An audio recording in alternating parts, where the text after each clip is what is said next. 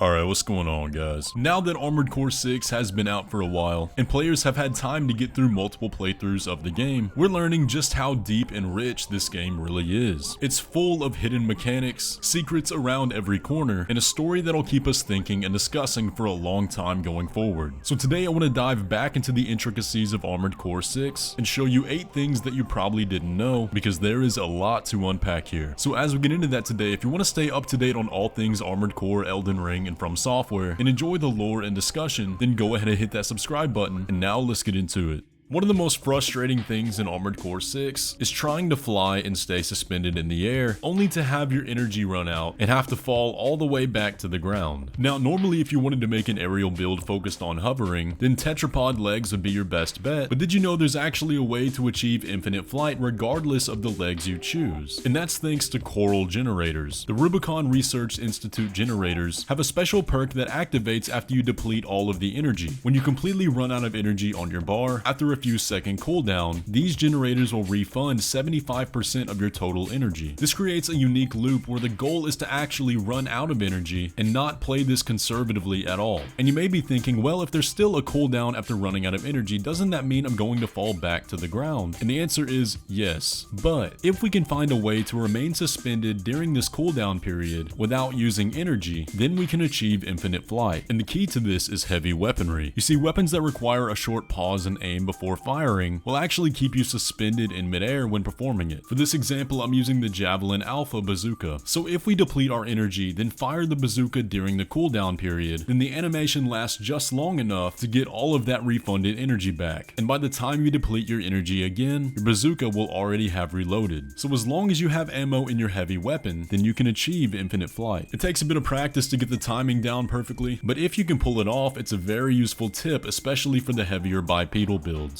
One thing you also may have known about the coral generators is that they change the color of your assault armor, whereas all non-coral generators have a blue assault armor explosion. Now you probably already knew that, but did you know that this goes a little bit further than just being a cosmetic change? When testing out non-coral generators against a quadruped MT, we can see that the assault armor explosion did 1,976 damage, and I found this value to be exactly the same for all non-coral generators, even spacing myself out at a few different ranges. However, when I switched to the coral generators, I found that these had a damage output of 2,209 for the assault armor explosion. And like the non-coral generators, this was true for both of them, and at various spacing, which gives us roughly an 11% damage increase for the coral generators. So aside from just generally looking way cooler, there's yet another practical reason you might want to try out these two generators over the rest. Now let's switch gears for a minute. One of the earliest missions in the game is Grid 135 Cleanup, where you revisit the first area in the game where you crash landed to take out Dafeng MTs that have appeared in the area. It's a very easy mission, doesn't take a while, and mainly serves to introduce the player to many of the new combat systems. Now, one thing you may not have known about this mission is that you can go all the way back to your crash site, and if you do come back here, there's a secret interaction that will happen.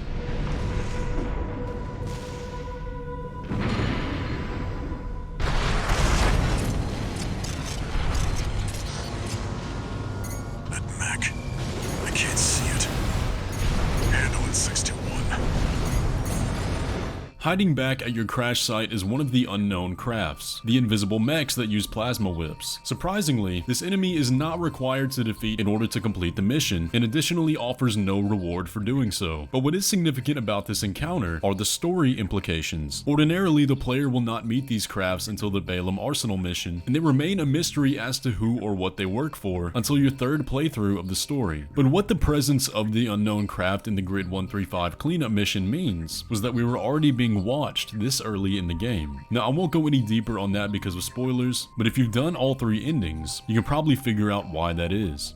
Moving on from that, let's talk about even more secret interactions. In the last secrets video, we talked about the ability to spare V7 Swinburne, and how choosing to do so unlocked the hidden fight with Roku Munson and his AC Shinobi. Well, in the comments in that video, you guys were quick to point out that there's even more secrets in the Swinburne fight. One of them happens if you approach him without attacking and stand beside him while he's in his unaware state. Doing so will actually make him confused, and he'll mistake you for one of the guards. I see, Balaam. Back to your post, Grunt. I can handle myself thing. What? Who are you? Now after this, once you get him to about half health and after he expends his repair kits, you will then get the option to choose to spare him or continue the fight. Now we talked about the fight with Rokumunson, but if you do choose to spare him and then attack him before he flies away, he will die instantly regardless of how much health he has, and you'll get some secret dialogue. You cur! Who touched it?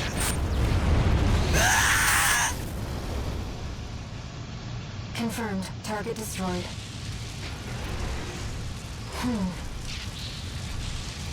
I have a question. The way you dealt with him, did Walter teach you that? I found this one kind of funny because it is a bit ironic that Air, the person who wanted you to assassinate him in the first place, is slightly disgusted by the way you went about it, but that's a cool interaction that I probably never would have found on my own. Next, let's talk customization. One really cool feature that Armored Core 6 allows you to do is load the builds of the enemies you fought in the arena. You can take these builds and either play with them or use them as a base for a new build, but one thing the game won't allow you to do is edit the paint job of these loaded mechs. And that's because some of them have unique settings that the player doesn't have access to. And if you try to go into the paint customization with these loaded mechs, you will get a message that says, an edit lock is in place for this data. In order to proceed, the edit lock must be removed, which will revert paint decals and AC name to the defaults. And if you press yes, you'll notice that the color of the loaded mech has changed. And you can see that Nightfall now has a silver paint job instead of the industrial tan that he had before. But there's actually a way to bypass this and get access to the paint data that the NPCs have. All you have to do is select yes to the content data warning and then back out without saving changes. Then you can immediately go back into the paint customization and you will have the original data for the NPC mech. And you can see clearly on screen the paint job is very different to what was loaded after proceeding past the warning. Honestly, if it's this easy to bypass, I'm not sure why this wasn't a feature to begin with, but since technically this is an exploit, hopefully they decide to just go ahead and leave it in the game. When it comes to new FromSoftware game releases, one thing we can always look forward to is the work of data miners. People who will go into the files, find things like cut content or unused work that can help us look into the mind of the developers and see some of their plans during the development process. And what these data miners are noticing about Armored Core 6 is that the files are full of content from Armored Core 5 and Verdict Day. Now it is important to note that these are not loaded anywhere on the map, so they aren't actually present in the game. And content from past games being found in the files of new releases isn't exactly anything new, but it is really cool to see that these are still present and makes you wonder what the purpose of having them there was for the development team. Perhaps they were used for reference or to base new models off of, but some of these are even able to be loaded in the game with the proper modding tools. And it does make you ask the question, how would some of the old enemies from the past games hang in Armored Core 6? Maybe one day through some cool mods we'll be able to find out. One of the more memorable moments in Armored Core 6 is the first time you fight an enemy AC. We find ourselves up against a student pilot testing out a new build. It's his first day on the job, and he finds himself only to be brutally murdered by us. Now you may be asking, well, why is this important?